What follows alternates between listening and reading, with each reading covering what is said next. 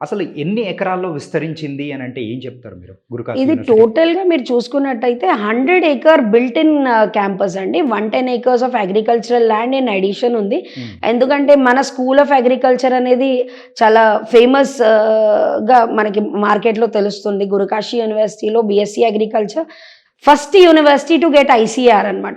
అంటే first 1 or 2 ప్లేసెస్‌లో ICR ఇండియాలో వచ్చిన యూనివర్సిటీస్‌లో మన గురుకాశీ ఒకటి. Hmm. కాబట్టి ఇది టోటల్‌గా మీకు 200+ ఏకర్స్ ఆఫ్ కంప్లీట్ క్యాంపస్ ఉంటుంది with 9 inbuilt hostels and complete infrastructure. కాకపోతే మీరు ఇప్పుడు ప్రమోట్ చేస్తుంది మన తెలుగు రాష్ట్రాల్లో, కాకపోతే కాలేజ్ ఉండేదేమో పంజాబ్లో.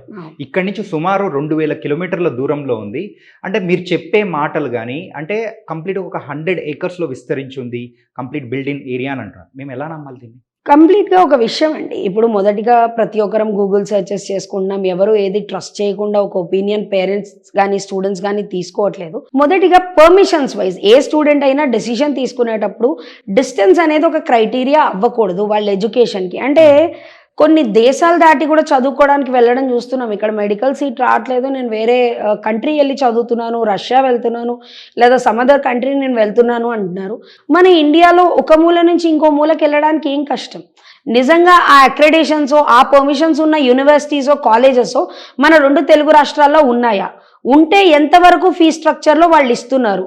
మనము ఇక్కడ చెప్పుకోవచ్చో లేదో, but there are terms like no donation, లేదా మనం యూస్ చేస్తున్నాం కానీ కొన్ని లక్షలలో డొనేషన్ పే చేస్తున్న యూనివర్సిటీస్ కాలేజెస్ ఉన్నాయి. లెట్స్ నాట్ నేమ్ దెమ్ మన 2 తెలుగు రాష్ట్రాల్లో. కానీ కేవలం 8 లక్షల ఫీజుకి with NAAC A++ UGC category 1 first in North India to get UGC category 1 accreditation ఉండి మనకి 8 lakhలో 4 years విత్ హాస్టల్ ఇస్తుంది అన్నప్పుడు దానికి మించి ఏం కావాలండి? డిస్టెన్స్ అనేది ఒక క్రైటీరియా ఎందుకు అవుతుంది అంటారు? మీరు అన్నట్టు కూడా 8 lakhsలో కంప్లీట్ ఓవరాల్గా ఫీజు అండ్ హాస్టల్ది కూడా మొత్తం కవర్ చేస్తున్నా అంటున్నారు కదా. కరెక్ట్. కానీ ఇప్పుడు చెప్పడానికి బాగానే ఉంటుంది, కానీ ఇందులో హిడెన్ ఛార్జెస్ అని మళ్ళీ అక్కడికి వచ్చిన తర్వాత tuition fees and exam fees ఇలాంటివి అన్న పెట్టి కూడా ఉంటాయేమో కదా. ఎగ్జామ్ ఫీజు అనేది ఎక్కడ ఏ స్టూడెంట్కైనా కామన్ అండి. అది మన యూనివర్సిటీయే కాదు, ఇండియాలో ఉండే ఏ యూనివర్సిటీ అయినా ఎగ్జామినేషన్ ఫీజు అనేది అది చిన్న స్కూలింగ్ నుంచి వాళ్ళ పీజీ పిహెచ్డి వరకు అది కామన్ ఉంటుంది. Apart from that there are no additional charges. మేము దానికి స్టూడెంట్ జాయిన్ అవ్వక ముందరే వాళ్ళకి కొటేషన్ అనేది ప్రొవైడ్ చేస్తామన్నమాట.